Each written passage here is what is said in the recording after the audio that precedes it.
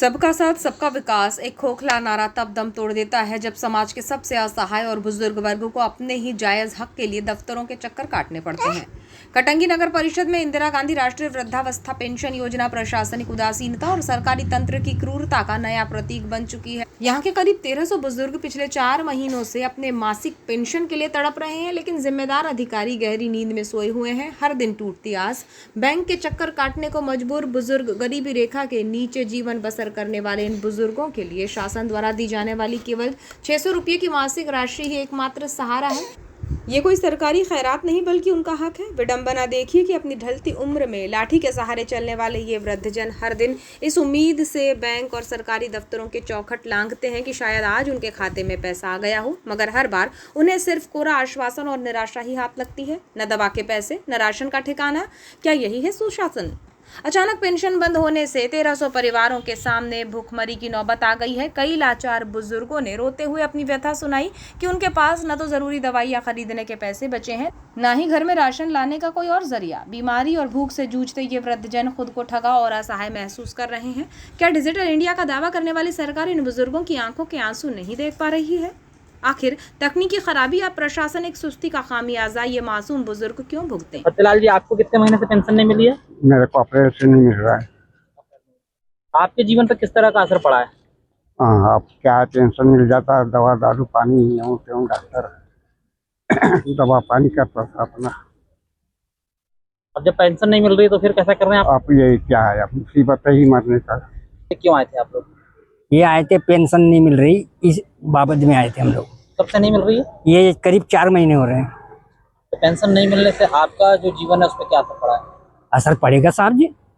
हाँ? तो थोड़ा सा दवा पानी, हमारा चश्मा बनाना है, कुछ करना है, दवा पानी लगती है हमको, सांस भरती है बोल, इसलिए जरूरत पड़ती है।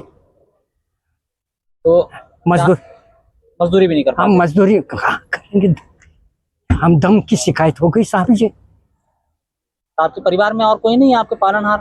पालनहार है, लड़का है, बहू है, पर लेकिन ऐसा है अब 600 मिल जाते थे तो जरा सा सहारा हो जाता था लड़के को, बहू को हंसते हुए पानी मिल जाता है उसमें साहब जी।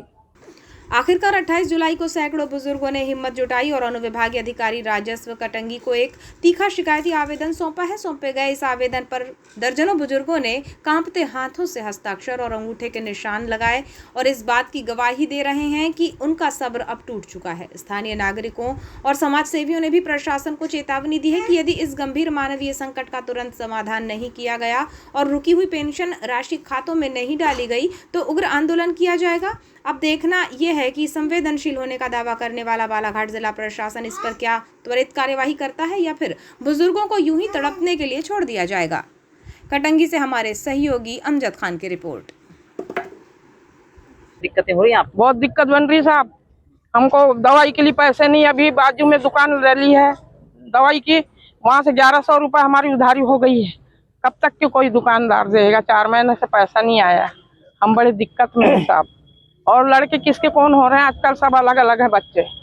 हम बुढ़ा बुढ़ी अलग कमा रहे खा रहे हैं, आज बनता नहीं हमारे से कुछ काम धंधा, क्या करें, बहुत परेशानी में। पेंशन के भरोसे में जी रहे हैं, 800 रुपये मिल रहे हैं, वो भी नहीं मिल रहे हैं, 4 महीने हो गए।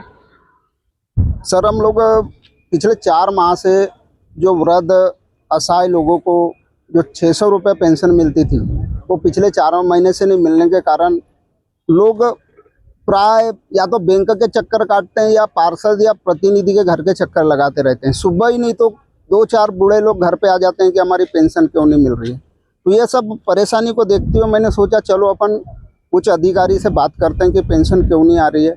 यहाँ तक अफवाह है कि पेंशन बुजुर्ग लोगों की बंद हो रही है। हम लोग काफ़ी समझाते रहते हैं कि पेंशन बंद होगी नहीं, लेकिन कुछ कारणों से पेंशन नहीं आ रही होगी। मैं सरकार से यही कहना चाहता हूं कि जब लाडली बहनों को पैसा प्राय समय पे दिया जा रहा है तो इन मासूम लोग और असहाय लोग देखिए, इनके चेहरे पे 600 रुपये महीने देने में क्या दिक्कत आ रही है। जब अन्य योजनाओं के लिए सरकार कर्जा पे कर्जा उठा रही है तो 600 रुपये देने के लिए सरकार कर्जा क्यों नहीं उठा पा रही है? और इन लोगों को क्यों परेशान है और आए दिन बैंकों के चक्कर लगवा रही है। शासन से मैं यही चाहता हूं कि इनका समय पे पेंशन दिया जाए।